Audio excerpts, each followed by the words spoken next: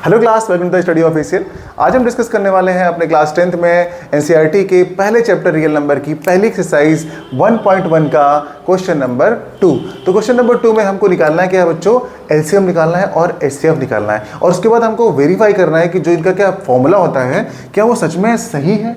ये हमको वेरीफाई करना है कि जो क्वेश्चंस हैं क्या इस फॉर्मूला के बेसिस पे हैं कि नहीं है। LCM into HCF is equals to product of two numbers. ठीक है, तो सबसे पहले हम एलसीएम एचसीएफ निकालते हैं। ठीक है, कैसे निकालते हैं एलसीएम और एचसीएफ। तो पहला जो अपना पार्ट है 26 इंटू 91, तो इसको हम सॉल्व करते हैं। जैसे हमारा पहला पार्ट होगा सेम वैसे ही दूसरा और सेम तीसरा वैसे ही होगा। ठीक, तो सबसे पहले हम पहले पार्ट को सॉल्व करते हैं। तो यहाँ पर हम लिखेंगे इसके प्राइम फैक्टर्स। तो 26 यानी कि हम बनाएंगे 26 इज इक्वल्स टू इसके प्राइम फैक्टर लिखेंगे, फिर लिखेंगे 91 और इसके प्राइम फैक्टर्स। तो 26 का पहले हमको करना पड़ेगा प्राइम फैक्टराइजेशन। तो कैसे करेंगे, देखिए यहाँ पर हम लिखेंगे 26, इसके करेंगे प्राइम फैक्टर। तो सबसे पहले किससे डिवाइड होगा, देखिए 2 से, तो 2 1 जा 2, 2 3 जा 6। अब 13 तो सिर्फ 13 के टेबल से करता है, तो आप लिखेंगे 13 1 जा 13। ये हो गया इसका प्राइम फैक्टर। अब इसको जो यहाँ पर फैक्टर निकले इनको आप लिख दीजिए, 1 तो इसमें रहेगा ही। आप लिखेंगे 1 इंटू 2 इंटू 13। ठीक है, अब क्या करेंगे 91।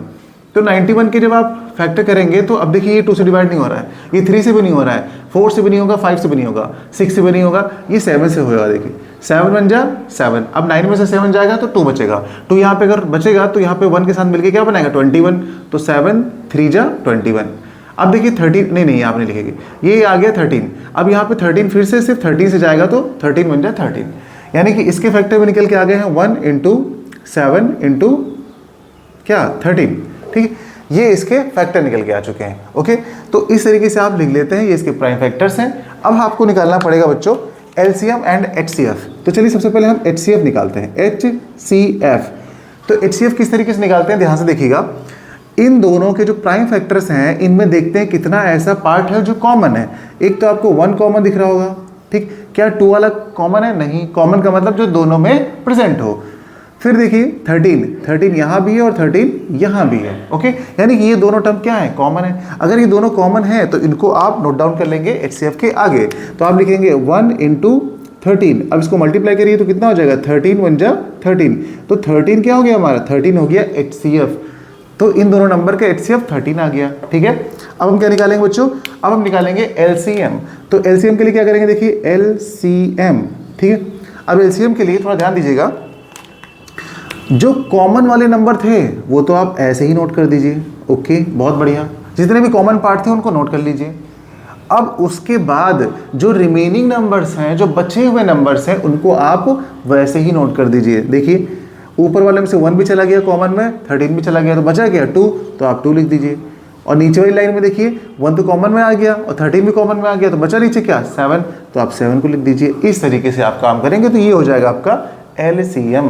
अब इसको मल्टीप्लाई करेंगे तो कितना हो जाएगा, ये हो जाएगा आपका कितना 7 2 जा 14, और 14 को 13 से मल्टीप्लाई करिए तो कितना आएगा, अब इसको मल्टीप्लाई करेंगे तो आपको 182 मिलेगा बच्चों। ठीक है, तो 182 क्या हो गया इसका एलसीएम हो गया। ठीक है, तो एलसीएम एचसीएफ हम लोगों ने निकाल लिया। इतना काम सभी बच्चों को आता होगा। अब इसके बाद हमको एक नया काम करना है, वो क्या है, वेरिफिकेशन। आप ऐसे नोट करेंगे अपनी कॉपी में, उसके बाद नीचे करेंगे वेरिफिकेशन। लेकिन नीचे यहाँ पे देखने में थोड़ा दिक्कत हो रही है आपको, इसलिए हम इस काम को बगल में कर रहे हैं साइड में। ठीक है, अच्छा, तो यहाँ पर हम करेंगे वेरिफिकेशन, तो लिखेंगे वेरिफिकेशन। ठीक है, अब जो अपना वेरिफिकेशन करने वाले हैं उसमें सबसे पहले जो वेरिफिकेशन करना है वो किसका करना है, ध्यान से देखिए। तो ये इन्होंने दे रखा है, इन्होंने कह रखा है कि आप एलसीएम और एचसीएफ को मल्टीप्लाई करिए, फिर उसके बाद इसके जो दोनों नंबर है उनको मल्टीप्लाई करिए, और हमें बताइए क्या ये दोनों सही है, सेम है, इक्वल है। तो चलिए यही हम भी निकालते हैं। तो सबसे पहले हम लिखेंगे लेफ्ट हैंड साइड वाला, तो लिखेंगे यहाँ पे product of LCM into HCF. भाई यही तो दे रखा है इन्होंने, तो हमने वही लिख दिया। अब यहाँ पर क्या करेंगे, इसकी वैल्यू लिखिए। एलसीएम कितना है 182, तो आप लिखेंगे 182, और एचसीएफ कितना है 13 है, तो आप लिखेंगे 13। अब इससे क्या करना है हमको करना है इससे इसका मल्टीप्लाई। तो मल्टीप्लाई करेंगे तो क्या आएगा 13 2 जा 26।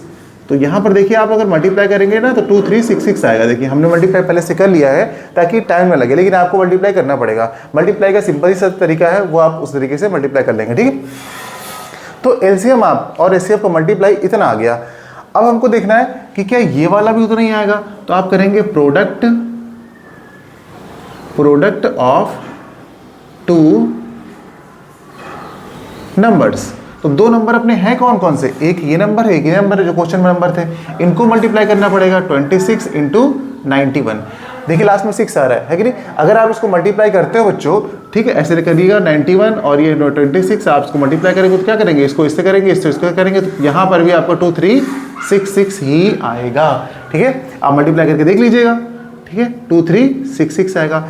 देखिए ये भी नंबर सेम है, ये भी नंबर सेम है, तो इसका मतलब क्या हो गया, तो हम लिख देंगे लास्ट में हेंस जो आपका एलसीएम है, LCM into HCF is equals to product of two numbers. ये आपको लिखना पड़ेगा बच्चों लास्ट में। ठीक है, तो ये हो गया। देखिए इतना सोल्यूशन आपको करना पड़ेगा, तो इसके आपको 2 मार्क्स मिलेंगे बच्चों। ठीक है, तो ये रहा आपका बहुत ही सिंपल सा क्वेश्चन। उम्मीद करता हूँ कि इसका सॉल्यूशन जो है बच्चों आपको समझ में आया होगा। ठीक है, अगर आपको सॉल्यूशन समझ में आया तो आप इसका सेकंड पार्ट और थर्ड पार्ट भी सिमिलरली ऐसे ही करिएगा। अगली क्लास में हम आपको इन दोनों का सॉल्यूशन भी बताएंगे, पर अभी आप इसको करने के बाद आप इन दोनों को निकालिएगा और कमेंट में बताइएगा कि इसका एलसीएम एचसीएफ कितना आया और थर्ड पार्ट का एलसीएम एचसीएफ कितना आया। बस इतने काम आपको दे रहा हूँ मैं, इन दोनों के आपको एलसीएम एचसीएफ हमें कमेंट में बताने बच्चों। ठीक है, तो मिलते हैं अगली क्लास में इन दोनों के सॉल्यूशन के साथ, जब तक कि आप इसको सॉल्व कर लीजिएगा। बाय बाय बच्चों।